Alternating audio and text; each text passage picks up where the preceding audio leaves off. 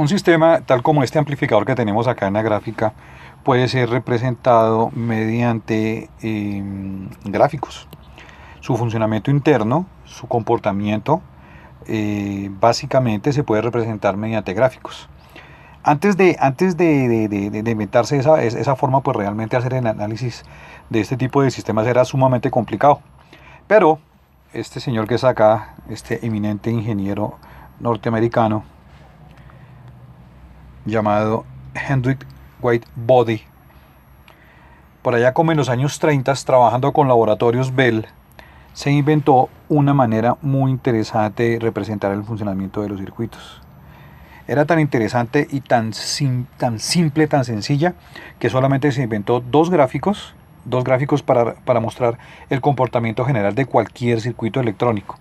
A esos gráficos hoy en día los conocemos con el nombre de los gráficos de Bode. En particular, el primer gráfico se llama la respuesta en frecuencia y el otro gráfico se llama la respuesta de fase. Entonces, aquí vamos a comenzar en esta sección a verificar, a explicar cómo es la respuesta en frecuencia, y más adelante vamos a ver, vamos a estudiar la respuesta de fase. El otro gráfico que ustedes han estudiado mucho, lo han estudiado de forma matemática, es la función de transferencia. Pero aquí no lo vamos a ver como tanta matemática HDS, sino lo vamos a ver así, en forma de gráfico. Vamos a ver qué partes tiene una función de transferencia y cómo debe ser el dibujo de una función de transferencia para obtener uno u otro u cualquier efecto que uno quiera de un amplificador o un sistema como este que está acá. Bien, entonces, con respecto a la respuesta en frecuencia, ¿qué es la respuesta en frecuencia? Fíjese, es una representación del sistema en el dominio de la frecuencia. Es un dibujo que me sirve a mí para representar cómo es que el sistema se comporta en el dominio de la frecuencia. Entonces, aquí en el dominio de la frecuencia vemos que en el lugar ese donde habíamos dicho que estaba el tamaño o característica de nuestro sistema llamado ancho de banda, ahora hemos colocado este dibujo que está acá. Voy a proyectarlo para que lo vean de frente. Este dibujo que está acá. Entonces, a este dibujo que tenemos aquí en este momento es a lo que se le conoce con el nombre de respuesta en frecuencia. En el dominio de la frecuencia puedo representar dos tipos de cosas. Una es algo que conocemos con el nombre de señal. La otra es algo que conocemos con el nombre de sistema. Señal es todo fenómeno físico que transporta energía y que transporta información.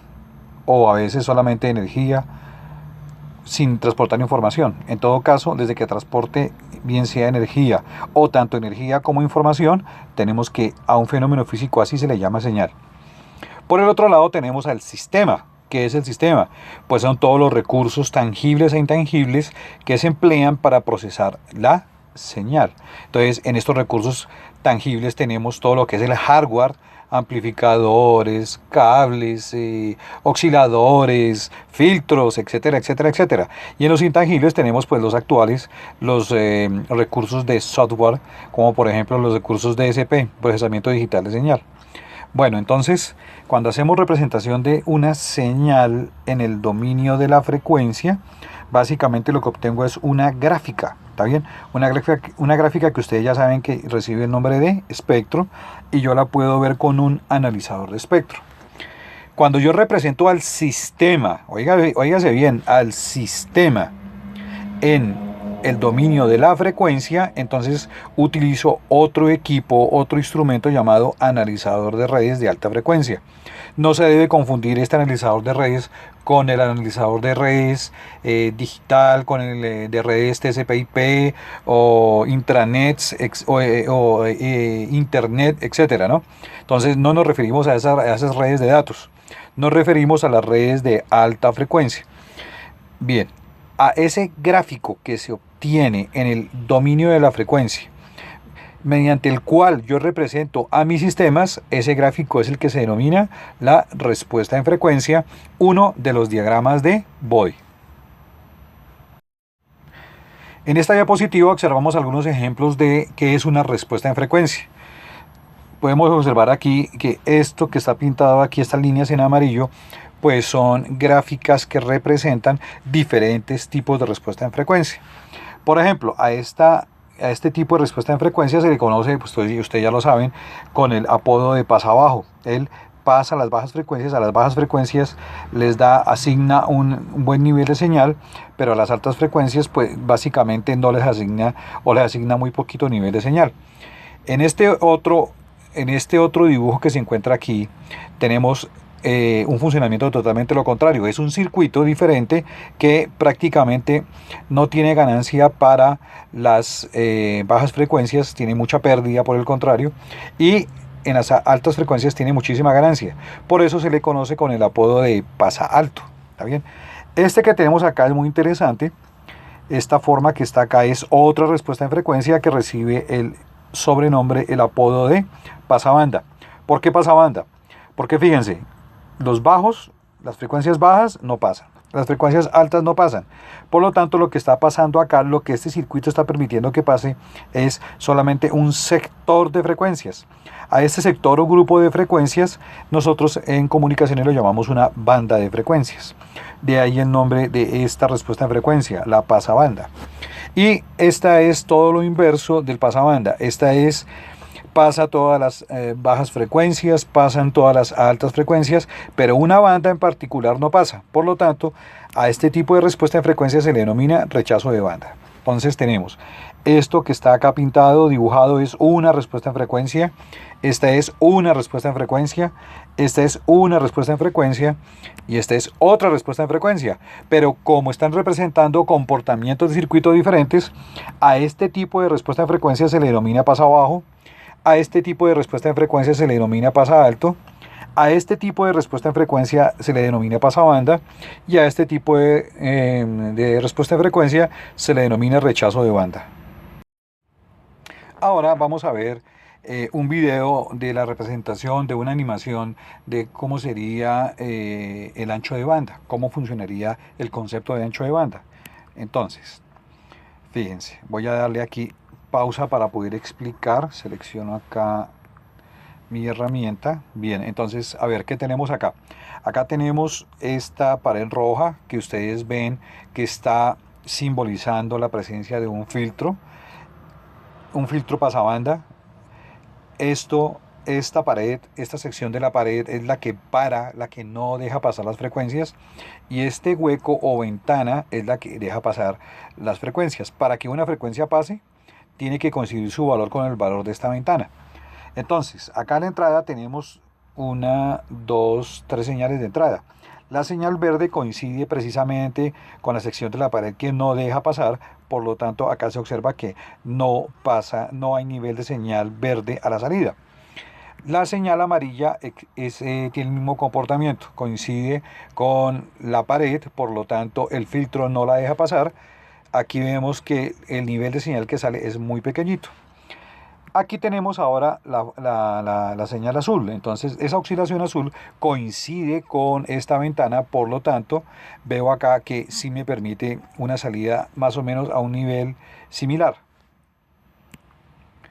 Bueno, entonces, ¿qué pasaría si yo no hago coincidir la frecuencia de entrada con la forma de la ventana? Por ejemplo, eso que está sucediendo en este momento. Vamos a darle pausa. Fíjense, aquí la señal de entrada tiene su correspondiente señal de salida. Tenemos señal de salida, pero dense en cuenta que debido a la forma que tiene aquí la ventana, entonces no toda la señal presente a la entrada va a salir.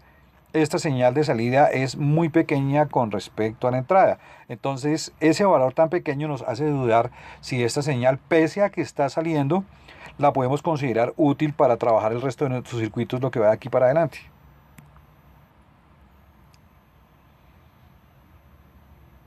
Fíjense, en este momento pues la señal bajó de valor, ¿sí? Entonces, la única manera de hacer que la señal de entrada coincida con la señal de salida pues es hacer que coincida muy bien.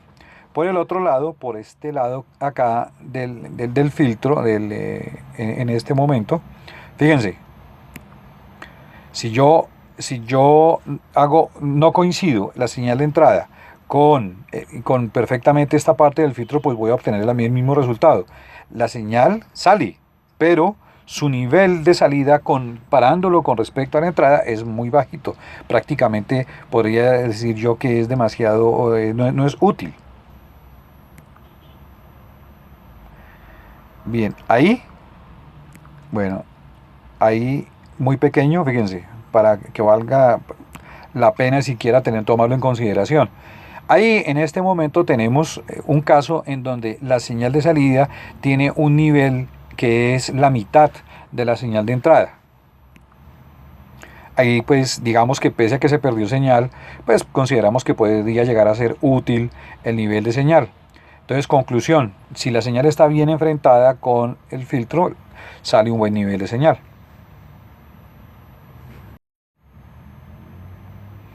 Entonces, aquí tenemos un diagrama frontal del ancho de banda. Entonces, esta curva roja que tenemos acá corresponde a nuestra ventana y sería nuestro gráfico llamado respuesta en frecuencia. Esta parte es la pared, esa parte del filtro que evita que pase la señal. Por lo tanto, solamente en esta zona podemos ver paso de señal. ¿Qué sucede si yo coloco una señal perfectamente aquí enfrentada? Pues ya vimos que por acá o por acá o por acá la señal va a salir con muy buen nivel. Pero si la coloco, digamos, por aquí, por este lado, ¿sí? Entonces la señal de entrada va a ser parada por este pedazo de pared y solamente un pedacito chiquito acá es el que va a salir.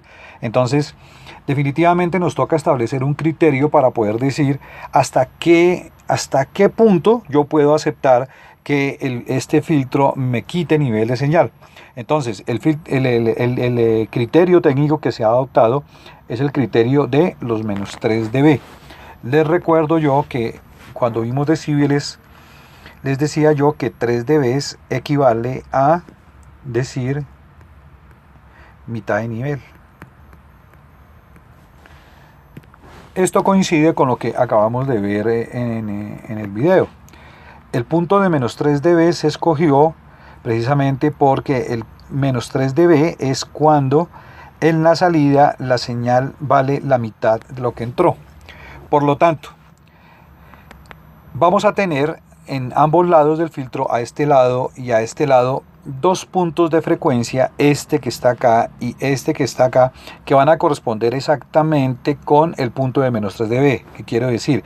Que colocando a este sistema una frecuencia exactamente en este punto, voy a lograr que el nivel de salida sea de menos 3 dB con respecto a la entrada, o sea, la mitad del nivel con respecto a lo que está entrando. Fíjense que se presentan dos puntos, el punto F1 o frecuencia de corte inferior y el punto F2 o frecuencia de corte superior. Entonces, yo tengo que entre la frecuencia de corte inferior y la frecuencia de corte superior se encontrarían todo el rango de frecuencias que van a salir con niveles por encima de la mitad del nivel de entrada, o sea, niveles considerados útiles. Por antes de F1 o después de F2, ya el nivel pese a que sale no se considera útil. Entonces, en este rango que está acá, el que está entre F1 y F2, consideramos que están todos los niveles de señal útiles. Por lo tanto, ese rango recibe el nombre de ancho de banda de esta respuesta en frecuencia de este sistema. Recuerden ustedes que un sistema puede ser reemplazado por su gráfica. O sea, no tenemos necesidad de estar pintando amplificadores y receptores y antenas y transmisores. Simplemente pintamos su respuesta en frecuencia y ya con eso lo podemos simbolizar.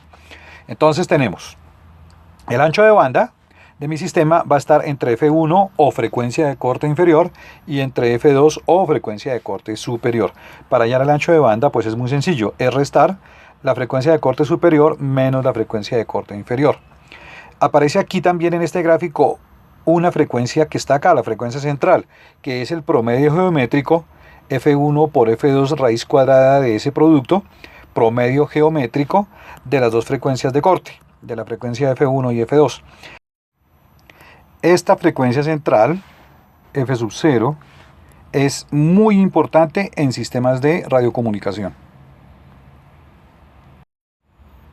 Acá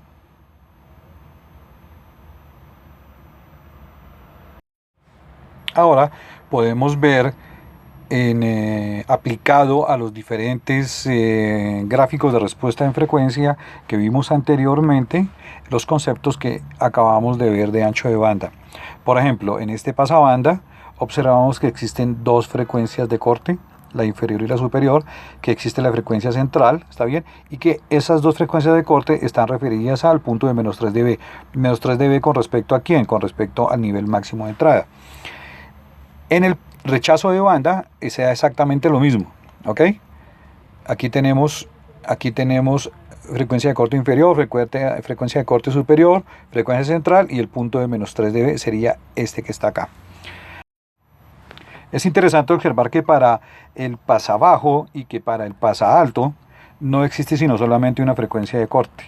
Bien, porque sucede que el pasabajo pues pasa todas las frecuencias desde cero. Entonces, a partir de cero, la única frecuencia de corte sería esta que está acá.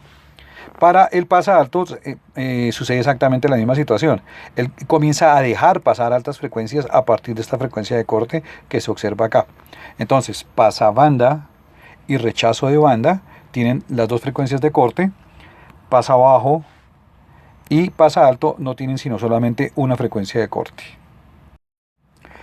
Tal y como les comenté en una diapositiva anterior, la frecuencia central F sub 0 tiene un papel sumamente importante en sistemas de comunicación. Voy a tratar de explicarles esto mediante esta gráfica. Supongamos que tenemos acá una sección del espectro radioeléctrico. Tenemos las bandas HF, VHF y UHF. Aquí esta línea amarilla, esta respuesta en frecuencia, lo que quiero hacer con ella es simbolizar un sistema que está trabajando en el rango HF. Esta que está acá, esta moradita, nos va a representar un sistema que trabaja en el rango VHF. Y esta respuesta en frecuencia roja que está acá, la idea es que nos represente un sistema que está trabajando ya en UHF. Entonces, aquí podemos apreciar que cada sistema, cada respuesta en frecuencia está delimitada por sus dos frecuencias de corte. Mires, aquí están F1 y F2. La inferior y la superior. La inferior y la superior. Pero cada sistema de esos tiene su propia frecuencia central. Entonces vamos a hacer una pequeña ampliación para que ustedes observen detenidamente. Entonces, por ejemplo, en el sistema de HF, el sistema de HF siempre va a estar delimitado por F1 y F2. Y todos los sistemas de ese mismo tipo, de esa misma familia, de ese mismo servicio de comunicación que trabajen en HF, van a tener F1 y F2 del mismo valor. O sea, ese sistema va a tener siempre el mismo ancho de banda. Pero el sistema puede que esté localizado en una frecuencia diferente. Esa frecuencia diferente se estaría indicando mediante F sub 0. Entonces, F sub 0, la frecuencia central, es muy importante porque nos indica cuál es la posición. Es como la placa de identificación, como la dirección, ¿está bien?, de una puerta, de una casa. En el caso de la respuesta en frecuencia, F sub 0 nos indica la posición de mi sistema en el espectro. ¿Está bien? En este caso nos está diciendo que este sistema está localizado en determinada frecuencia del rango HF. Acá nos está indicando que este otro sistema está localizado en una frecuencia ya del rango VHF, y así sucesivamente. Vamos a hacer entonces a devolver acá todo a su tamaño normal. Listo. Entonces, F sub 0 indica la frecuencia de trabajo del sistema. Eso es muy importante.